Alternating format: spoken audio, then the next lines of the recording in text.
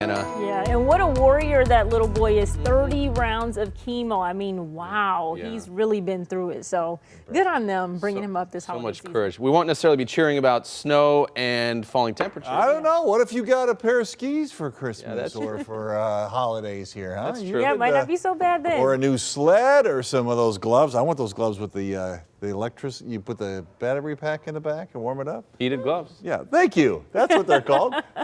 You come through, Simon. All right, show you what's going on. A pretty shot of downtown. Love to see the lights out there. 35 degrees at this hour, but it does feel like 26. I think that's what Simon was probably talking about. West wind at 13 now makes it feel a little chilly. Humidity's at 72%. So temperatures in the low to mid 30s. Wind chills, a lot of them in the 20s. It feels like 25 in Pontiac, 28 in Howell right now, 29 in Adrian. And it feels a little bit better in Mount Clemens at 30. That's not horribly bad. There is a lot of cold air up around here, Winnipeg back to the west. But ahead of this warm front, there will be a change with snow that's much warmer. It's 50 in Billings. It's 3 in Minot, North Dakota. Obviously, that's the warm front, but the moisture comes out of the warmth into the cold, and that's what makes the snow. So we're seeing that already developed between Calgary and Winnipeg. That's going to flow to the southeast, and you notice there's a white stripe through here. That's actually a winter storm warning. Parts of the Dakotas, Minnesota, Wisconsin. It's not going to be enough to do that to us, but it certainly will be more than the little spit spat that we had this morning. And it'll be a little colder too, which is interesting.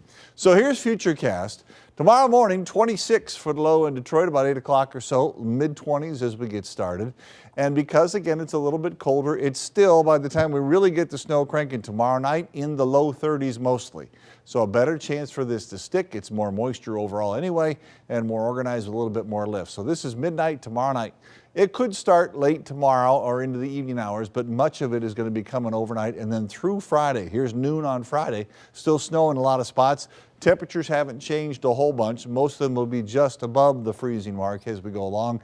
And then toward the end of the day, the winds shift, the cold air starts to move in on the backside of this, and the numbers do start to drop. So this one will be all snow. By the time we get to Saturday morning, we could be easily in the teens in lots of spots. How much snow? Not much. 1 to 2 inches for most of us. You get north of M59, up around and a little north of I-69, it's 1 to 3, and then maybe 2 to 4 in the tip of the thumb.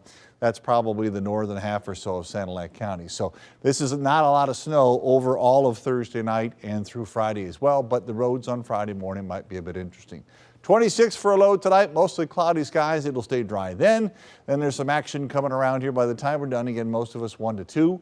Winter starts Saturday morning, and it'll feel like it this weekend.